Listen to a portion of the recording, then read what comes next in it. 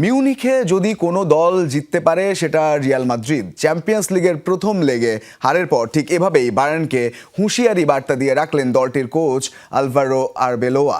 এমবাপ্পের গোলই রিয়ালের জন্য মিউনিখে ফেরার মূল টনিক হিসেবে দেখছেন গ্যালাকটিকো বস। ১.৫ দশকের অজেয় রেকর্ড ভাঙার কষ্ট ভুলে আরবেলোয়া এখন তাকিয়ে আছেন আলিয়াঞ্জ অ্যারেনার দিকে। ঘরের মাঠে হার নিয়ে জাগিনা সান্তিয়াগো বার্নাবোতে মুখ থুবড়ে পড়ল রিয়াল মাদ্রিদ। ঘরের মাঠে বায়ার্ন মিউনিখের কাছে ২-১ গোলের ধরাশায়ী রিয়াল। ১.৫ দশক পর বাভারিয়ানদের কাছে হার। তবে কি বিদায় ঘণ্টা বেজে গেল চ্যাম্পিয়ন্স লিগের সফলতম দলটির? ম্যাচ শেষে কিন্তু একদমই দমে যাননি রিয়াল কোচ।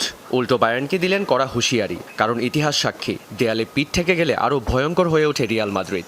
আরবেলোয়ার বিশ্বাস, যদি মিউনিকে গিয়ে বায়ার্নকে হারানোর ক্ষমতা কারোর থাকে তবে সেটা শুধুই রিয়াল মাদ্রিদের। আমরা স্রেফ ১ গোল পিছিয়ে আছি। যে কোনো জায়গায় জেতার সামর্থ্য আমাদের আছে। ২-০ ব্যবধানে পিছিয়ে থাকলে কাজটা খুব কঠিন হতো। আমি ভিনিকে বলছিলাম ওই ১ গোল আমাদের লড়াইয়ে টিকিয়ে রাখবে। আমরা এখনো লড়াইয়ে আছি, কারণ মাদ্রিদ যে কোনো জায়গায় জিততে পারে। তবে মিউনিখে যদি কোনো দল জিততে পারে তো সেটা হলো রিয়াল মাদ্রিদ।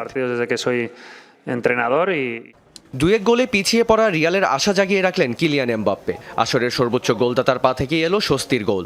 ২-১-এর ব্যবধানটা হয়তো হার, কিন্তু আরবেলোয়ার জন্য এটাই মিউনিখে ফেরার বড় অস্ত্র।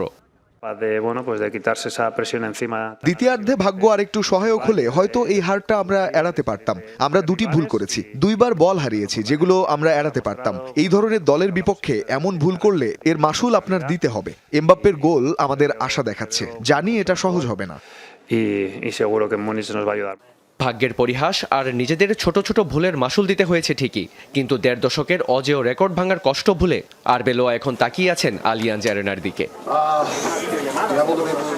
রিয়ান রাফতি, যমুনা স্পোর্টস।